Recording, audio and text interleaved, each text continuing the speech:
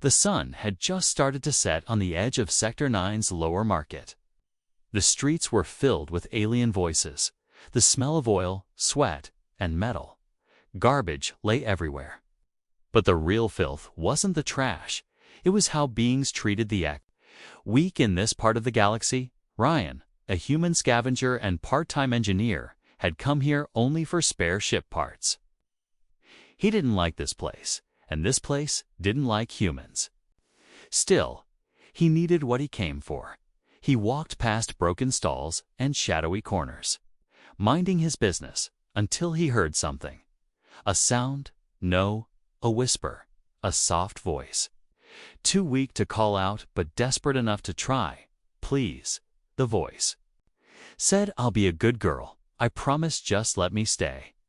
Ryan turned his head slowly.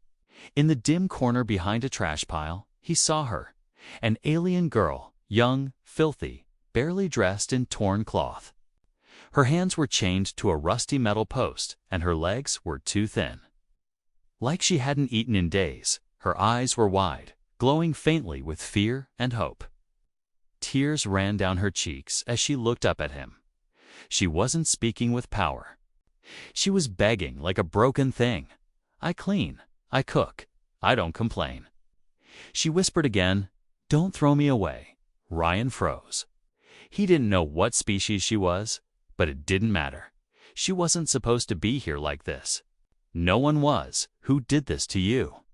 He asked, stepping closer. The girl flinched and tried to make herself smaller. I won't bite, sir. Please don't hit me, she whimpered. His stomach twisted. He knelt down slowly so she wouldn't feel threatened. It's okay. I'm not here to hurt you, he said gently. She stared at him, confused. No? Pain? She asked like it was a foreign word. Ryan looked around. Nobody seemed to care. A few aliens glanced and looked away quickly. They didn't want to get involved. One stallkeeper even smirked and said, Property's been there a while. Human. You want her?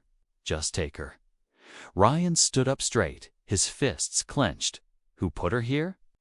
He demanded, but the stallkeeper only shrugged and laughed. She was too soft, not good for breeding.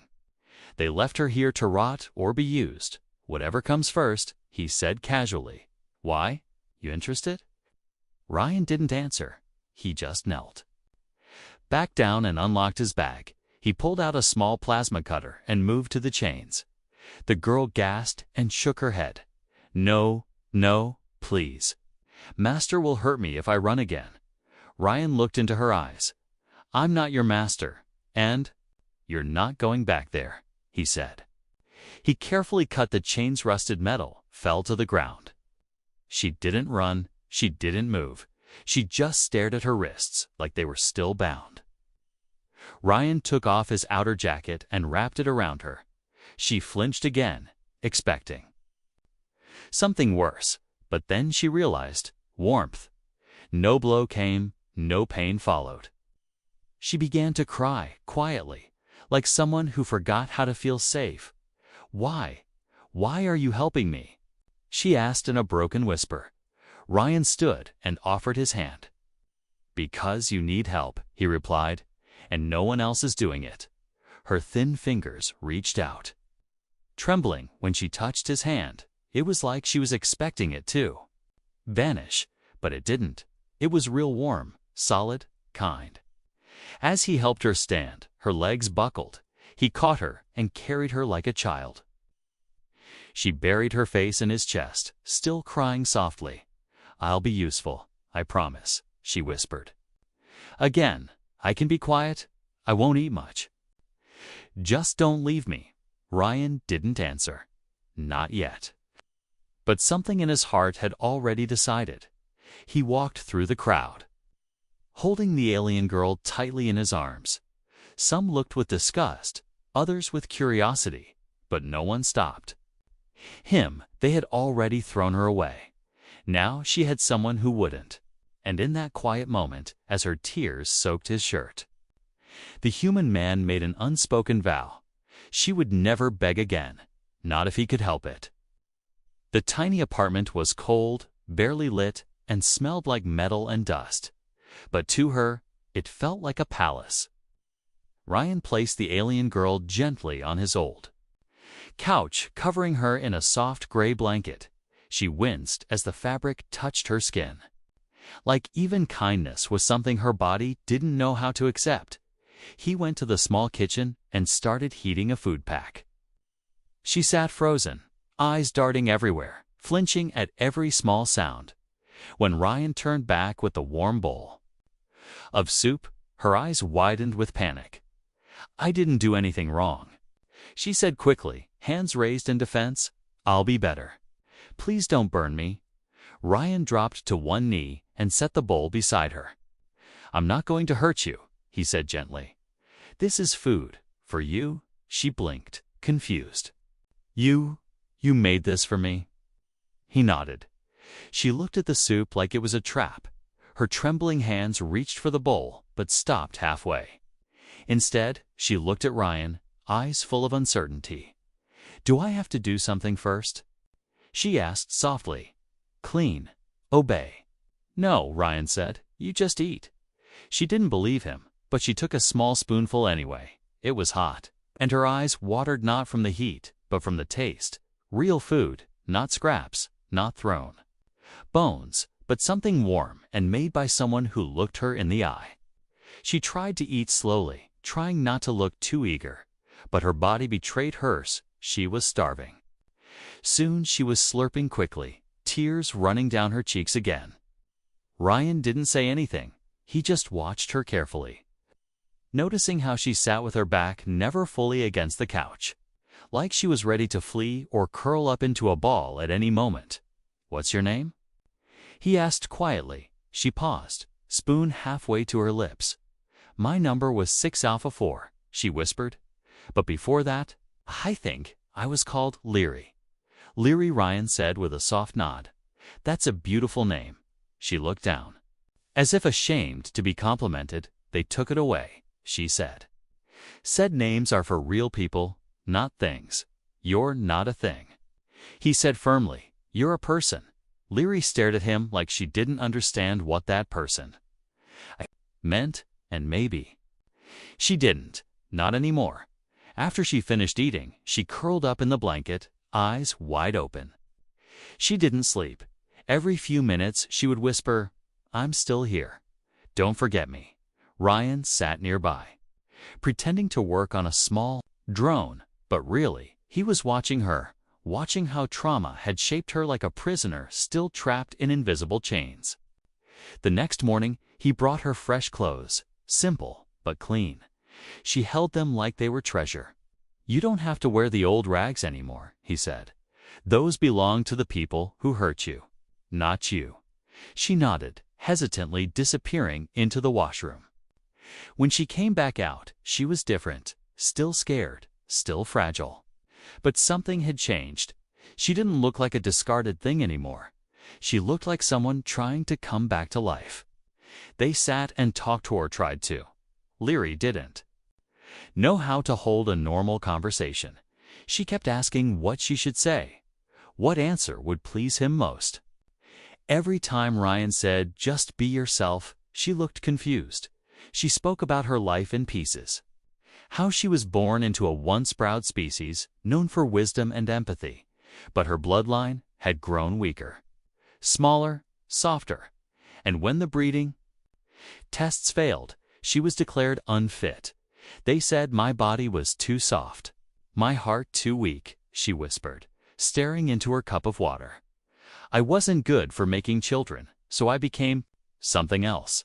Ryan's jaw tightened. His hand clenched without meaning to. But he kept his voice calm. "You're not useless, Leary," he said. They were wrong. She looked at him, her eyes full of silent pain.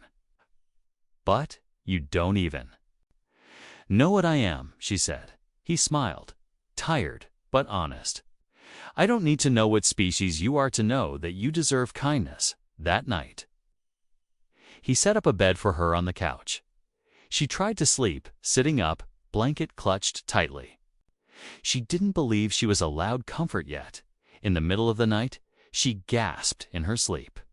A nightmare. She was whispering things like, "Don't leave me. I'll be good, I swear." Ryan gently sat beside her and touched her shoulder. She woke with a cry, but this time, when she saw him, she didn't flinch. She reached out, held his sleeve like a child, and whispered, "Thank you for letting me stay." He nodded silently. And in that quiet moment, one thing became clear. This girl wasn't just broken. She was rebuilding herself, piece by fragile piece. And this time, she wasn't alone. Leary stood in the middle of the small apartment, holding a cup of water with both hands.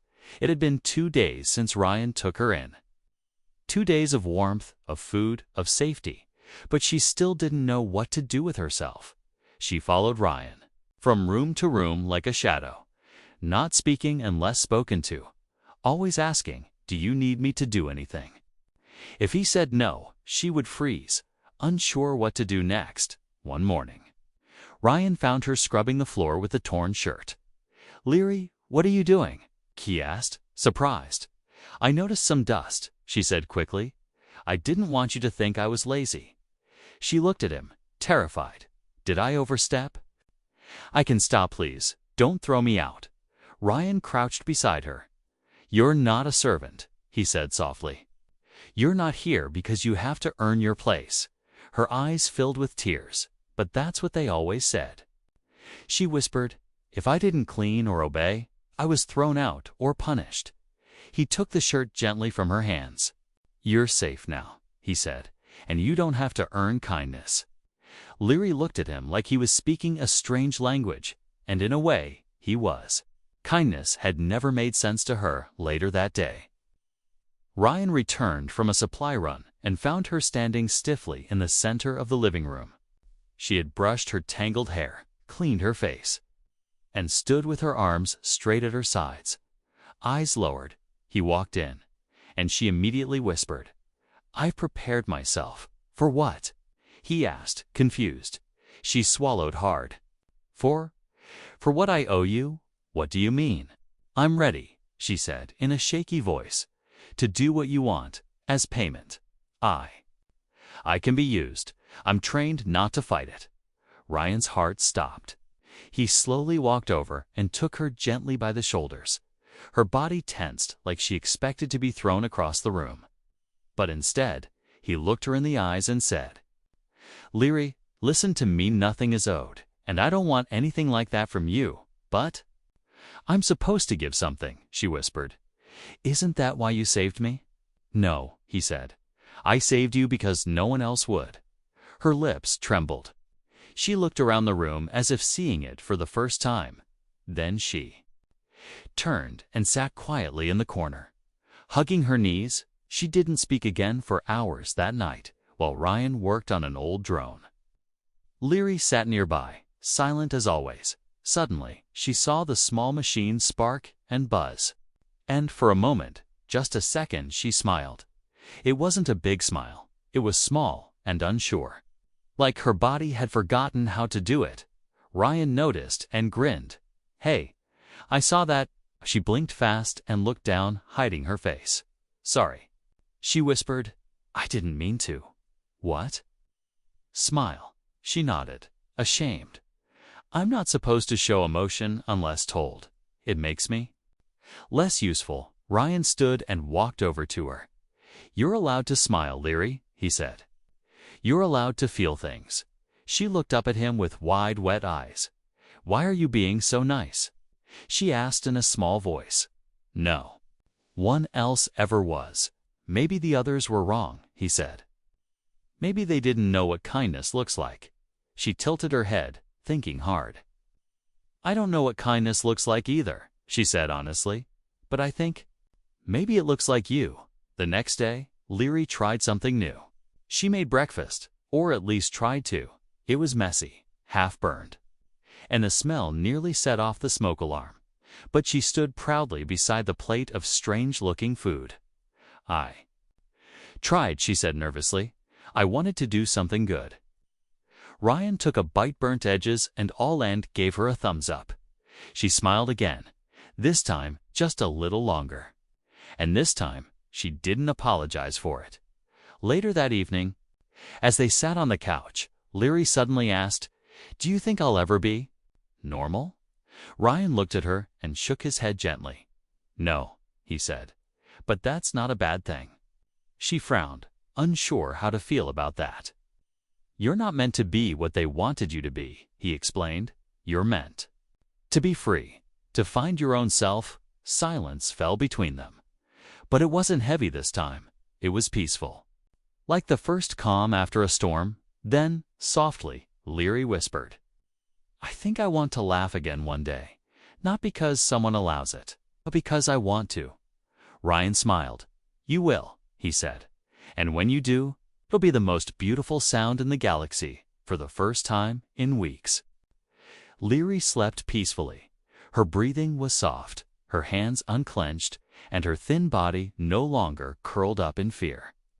Ryan sat on the small balcony of his apartment, watching the city lights blink far below. He was tired, but his mind couldn't rest. Somewhere deep down, he knew this peace wouldn't last. And he was right. The next morning, a knock came at the door. Not the normal kind. This one was loud, hard, and sharp. It made Leary jump up from the couch, her eyes wide with panic. She backed into the wall and whispered, "No, no, not now, not yet." Ryan moved to the door and looked through the security cam. Two alien men stood there, both tall, muscular, and wearing dark uniforms. One of them held a tablet. The other had a stun rod casually resting on his shoulder. Ryan didn't open the door. "Can I help you?" he asked through the intercom. "We're from the biocontrol unit." The one with the tablet said, "There's been a report that illegal property has been taken off the grid. We believe you're harboring a discarded breeder-class asset from the Volari species, number 6, Salpha 4. Leary covered her mouth, her whole body shaking. She whispered over and over, "They found me. They found me." Ryan narrowed his eyes. "I don't know anything about that," he replied coldly. "And there's no one here but me. Your building ID showed activity consistent with humanoid movement, matching her biosignature." The alien officer said, "We're authorized to retrieve her." "I don't see a warrant," Ryan said firmly. "And last time I checked, this building is under neutral law. Come back with real papers or go away." The two aliens looked at each other, clearly not used to being refused. "Refusal to cooperate will result in legal action," the other officer growled. Ryan leaned closer to the mic, his voice calm but serious. "And laying one finger on her will result in me breaking both your legs." The intercom went silent. A few seconds later, the two officers turned and left, but not without giving the camera one last threatening glare. Inside, Leary had collapsed to her knees. She held her chest, struggling to breathe, her eyes full of terror. "I ruined everything," she gasped. "They're going to take me back, or kill you, or both." Ryan knelt beside her. "No one's taking you," he said firmly. "They don't own you anymore, but they think they do." She cried, "They'll come back, stronger next time. They always do." He took her hands and held them tightly. "Then we'll be ready," he said. "I'm not giving you up, Leary, no matter what they say." She looked at him like he was a star in the dark, a small light in a life full of pain. "But why?" she whispered. "Why are you risking so much for me?"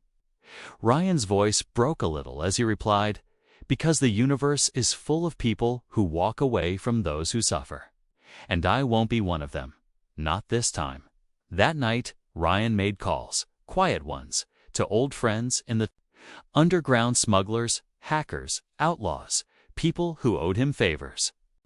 They would help hide Leary, change her ID, make her untraceable. But it would take time. In the meantime, he set up new locks, sensor traps, even a few motion-triggered drones near the window. Leary watched him do it all in silence, her heart torn. Between hope and fear, "Do you regret it yet?" she asked softly, sitting on the edge of the couch. He turned to her, wiping sweat from his forehead. Regret saving you? He asked, not for a second. She bit her lip, eyes full of emotion. You're not like the others, she whispered, the ones who looked at me like a tool. Or a mistake, he smiled gently. That's because you're not a mistake. She stood slowly, walked to him, and placed her hand gently on his arm. I want to believe you, she said, but I've been broken for so long. I don't know how to trust anything good. Then let me show you, he said, not with words, but with time, with actions. That night, she didn't sleep on the couch. Instead, she slept on a mattress Ryan set up in the corner, her own space. Her own pillow, her own small light. She stared at the ceiling for a long time. And when she finally closed her eyes, she whispered, I'll be good, I promise. Just don't let them take me away again. And this time her voice wasn't begging. It was hoping, and Ryan. He was already planning how to fight the world just to protect that hope. Leary sat by the window, watching the sky change color. She held a warm cup of broth in her hands, her fingers still trembling slightly. It had been 3 days since the biochantral unit came knocking. 3 days since Ryan told her they wouldn't take her back, but fear still lived in her bones like an old disease. Ryan entered the room quietly, a small data chip in his hand. Leary, he said softly. I found something. She turned slowly, her eyes full of worry. Is it about them? Are they coming again? Not yet, he said, pulling out his old projector and sliding the chip in. But I found out why they want you so badly. A blue hologram appeared in the air blurry at first, then sharpening into alien text and medical scans. Leary stepped back, already shaking her head. I don't want to see it, she whispered. I don't want to remember. You need to. Ryan said gently, because this is more than just about you. He pressed play. A voice began to speak, calm, cold, and clinical. Subject 6 Alpha 4. Rejected from main breeding program due to mutation indicators. Body identified as genetically soft, internal systems unsuitable for high yield. Reproduction, however, brainwave activity and emotional spectrum are uniquely advanced. Specimen possesses rare empathy markers, once common in ancient Volari queens. Ryan paused the file, looking at her carefully. Leary. They didn't throw you away because you were useless, he said slowly. They threw you away because you reminded them of what they lost. She stared at the hologram like it was a ghost. I don't understand, she whispered. You come from a bloodline of rulers, healers, thinkers, peacemakers, Ryan explained. But they didn't want peace anymore. They wanted strong breeders, soldiers, tools. You were born with something ancient, something powerful, but it didn't fit their plans. Leary sat down hard, her eyes wide and distant. I remember the tests, she said softly. They made me feel like I failed something important. Every time they checked my body, they whispered that I was too soft, too emotional, too slow. I tried to change myself. I tried to be what they wanted. Ryan sat beside her. You were never broken, he said. You were just rare. She looked at him, confused. But why now? Why are they hunting me now? He pulled up another file, this one with a red symbol across it, because someone higher up just realized what you are. He said, and now they want you back not to protect you, but to control you. Her hands gripped the cup tightly, her voice shaking. They'll use me? They'll keep me in a cage again, say it's for research or breeding. They always say it's for the good of the species, but it's never for me. Ryan didn't speak for a moment. Then he looked at her seriously. We need to disappear, he said. Not just Haido, need a new ID. A new planet, maybe even a new name. Leary blinked, slowly processing his words. A new name? She repeated.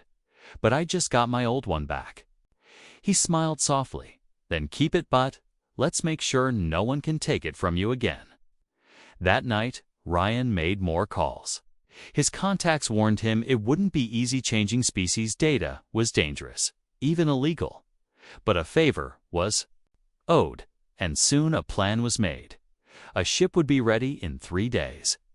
They'd need to cross the city undetected, reach the port, and vanish into deep space. Leary listened quietly. She didn't speak until he was done. Then she asked, "Do you think I'll ever be safe?" Ryan didn't lie. "I don't know," he said, "but I'll keep trying until you are." She walked over and stood in front of him. For a moment, she hesitated, then reached up and touched his chest gently. "You're the only one who ever called me a person," she whispered. "Not property, not a failure. Just Leary." He took her hand and held it. "Because that's who you are," he said. "And no one can take that from you again." Suddenly, the lights flickered, and a low warning beep echoed through the room. Ryan's security system had triggered. Someone was nearby. Again, Leary's body froze with fear, but Ryan was already moving. Pulling her gently behind him, "They're coming back, aren't they?" she asked, her voice trembling. "Maybe," he said, checking the monitors. "Or maybe it's just another reminder that we don't have much time." Leary's fingers tightened around his arm. "I'll be ready," she said softly. "I'm tired of being scared." Ryan looked at her with pride and sadness.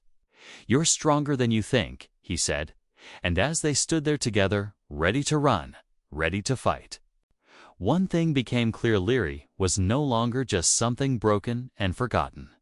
She was something rare, something powerful, and she was no longer alone. The sky above the city was covered in dark clouds. Lights blinked weakly through the heavy rain. Ryan held Leary's hand tightly as they moved through the back alleys. Her hood was pulled low over her face, and Ryan kept looking over his shoulder.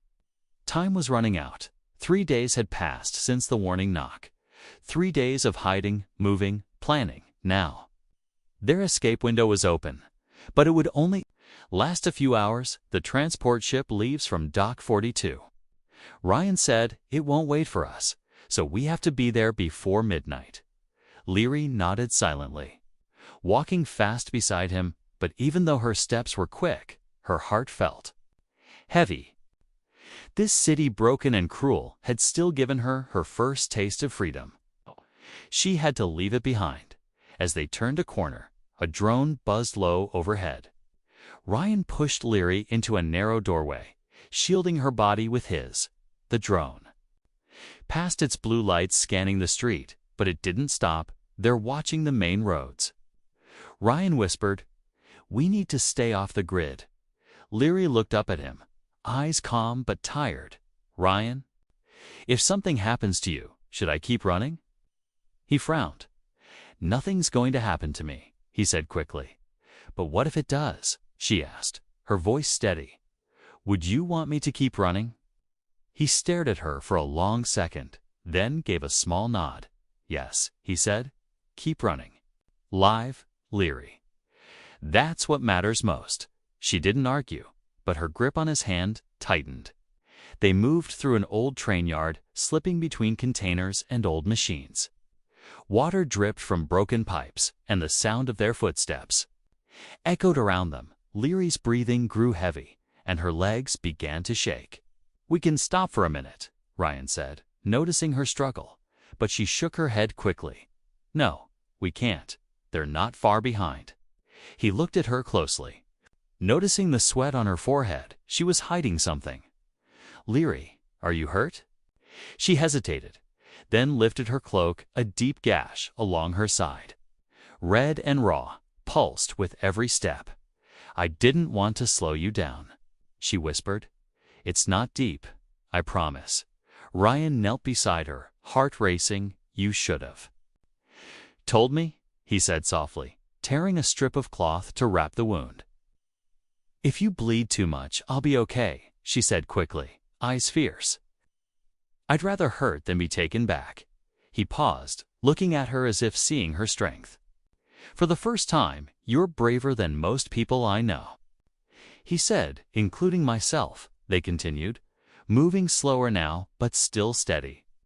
Each corner felt like a trap. Each shadow held danger as they neared Dock 42.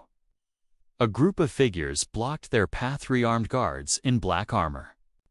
Scanning the streets, Ryan pulled Leary behind a metal barrel. His voice was a whisper. "They'll scan for DNA. We can't go through." Leary looked down at the wound on her side, then at Ryan. "There's another way," she said quietly. "I remember an old cooling tunnel that runs under the docks." He blinked, surprised. "How do you know that?" She looked at him, a sad smile on her lips. "They used to bring us through there, quietly, so no one would see the shameful ones." Ryan's heart broke, but he nodded, then led the way. They crawled through a rusted fence and dropped into the tunnel. It smelled of mold and machine oil, but it was empty, quiet, safe.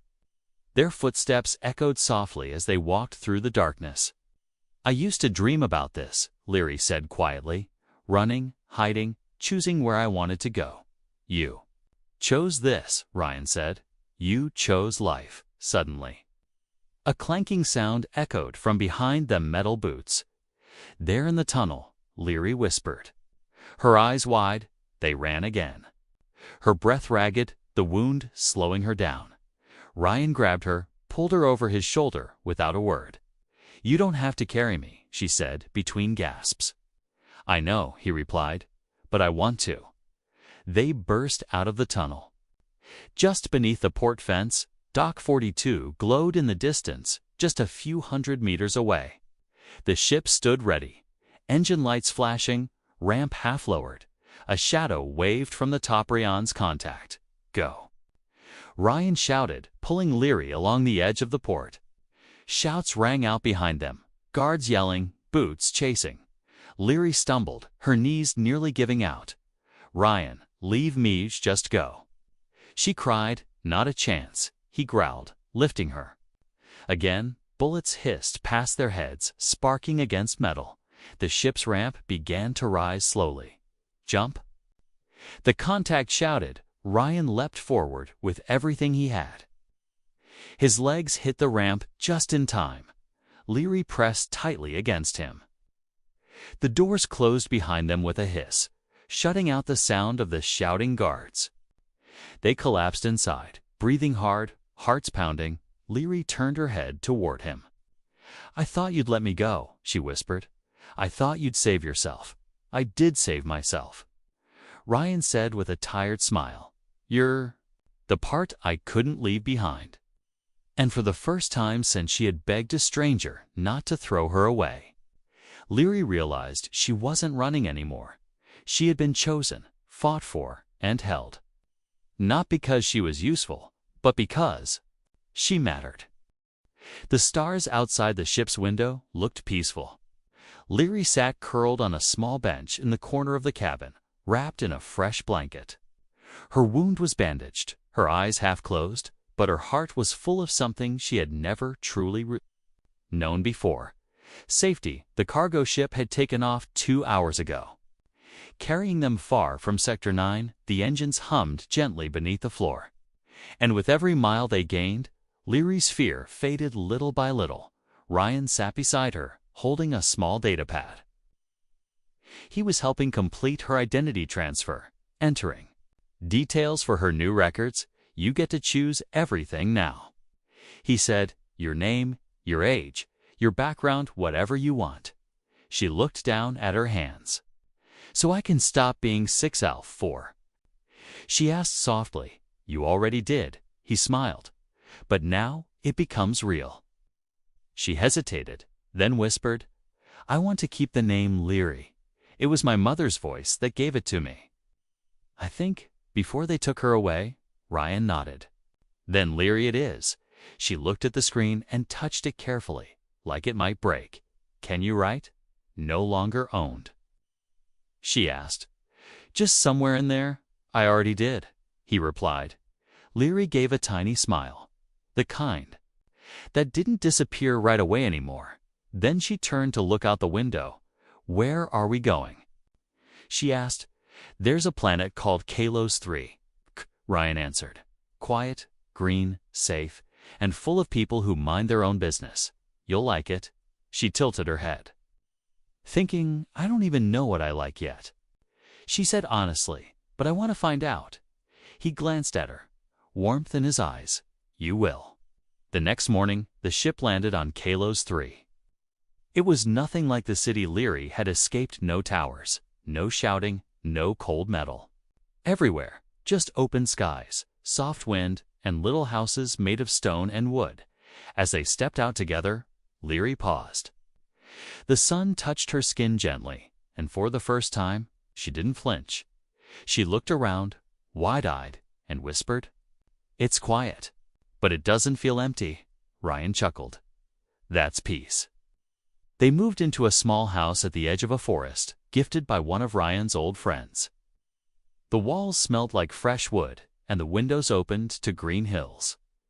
Leary stood in the center of the room, hands by her sides, unsure what to do. You can choose your space, Ryan said. Any room you want. She looked at him, surprised. You mean? I can decide where I sleep. Yes, Leary, he said gently. No more cages. Just choices. She picked the room with a view of the hills at night. She stood by the window and watched the stars appear one by one. She didn't cry that night, not because she wasn't scared anymore, but because she finally felt like she had time to be something more than scared. Over the next weeks, she planted flowers, helped cook, and learned how to write her name by hand. She started laughing at small things like when Ryan burned breakfast or tripped over a cleaning drone. Each laugh was a piece of her heart returning. One day, as she was brushing her hair by the door, Ryan entered holding a parcel. ID papers arrived, he said, smiling. You're officially free. Leary took the envelope slowly and opened it. Inside was a card with her new name, a photo, and a title, Citizen. Her hands trembled, and her eyes filled with tears. I don't feel like a citizen, she said. I still feel like I'm waiting to be taken back. Ryan sat beside her. That feeling might stay for a while, he said. But it doesn't mean it's true. She nodded slowly, then reached. Alan touched his hand. I don't know how to repay you. She whispered, For all of this, you don't owe me anything, he said softly. You're not here because you were bought or saved or useful. You're here because you're Leary and you belong somewhere. She took a deep breath, then quietly said, Can I belong? Here. Ryan smiled gently. You already do. That evening, they sat outside under the stars. She leaned against him, her head resting on his shoulder. The night was cool, the sky clear, and for once, there were no shadows chasing her. I used to whisper, I'll be a good girl. Just let me stay, she said softly. But now, I think I'll say something different. What's that? Ryan asked. She looked up at the stars and whispered, I am a good girl, and I'm home now. He didn't say anything. He just wrapped his arm around her and held her tighter. And in that stillness, in that soft, quiet world, far away from the cages and cruelty, the broken creature they once called a failure finally became something else. She became someone whole, someone free, someone loved.